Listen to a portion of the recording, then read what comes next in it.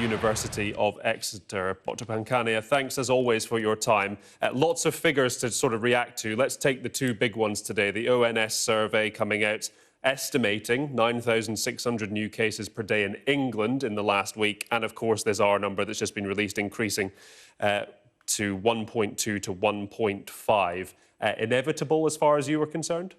This is inevitable, and it really is a clear marker that things are going in the upward direction. But not only are they going in an upward direction, they're rapidly going up in an upward direction, meaning the gradient, the rate of increase is not a low graph, it's a steep curve now.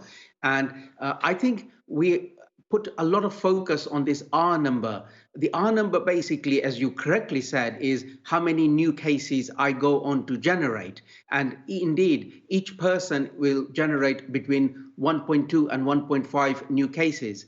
And when that is magnified and amplified by all the cases that we know of and all the cases that we don't know of, it's a large increase. We should also look at the case numbers. The case numbers and hospital admissions are giving us grim evidence that the things are on the upward trend.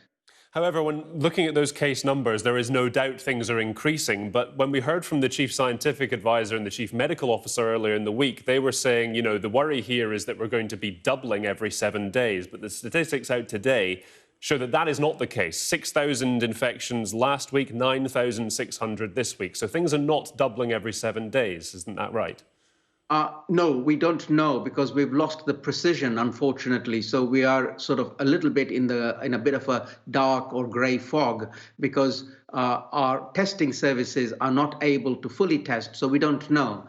But the ONS representative survey is a pretty good indicator that things are doubling, maybe not at 7 days every 7 days, but it is on the upward trend, and that's what we need to be watchful of. Isn't it the case that the ONS data today, as I just said, was 6,000 new infections last week, 9,600 this week? So, but you said that it's doubling, but those figures, you know, that's not a doubling of the figures. No, 6 to 9.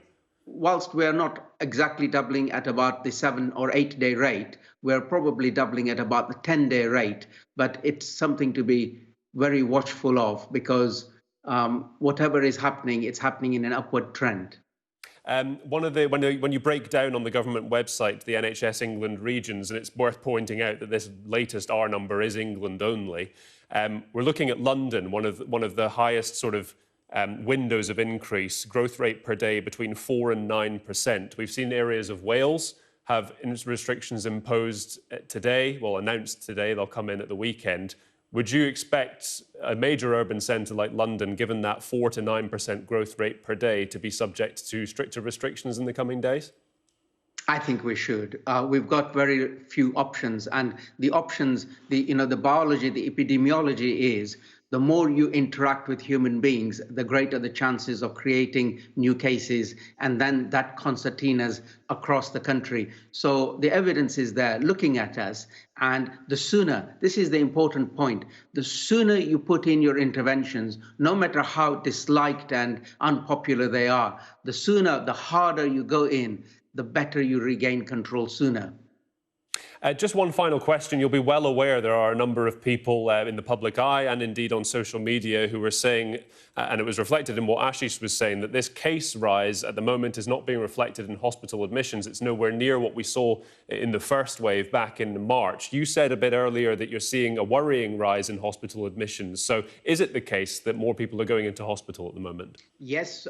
So all my intelligence from talking to all my clinician friends across the country, they're all telling me hospital activities are going up. And furthermore, what they also said to me is there is always a lag time. So what happens today in September, we will soon find out in November. So there is a lag time. And what we want to do is make sure we don't create cases that need hospitalization. That's the old, the elderly, and the vulnerable.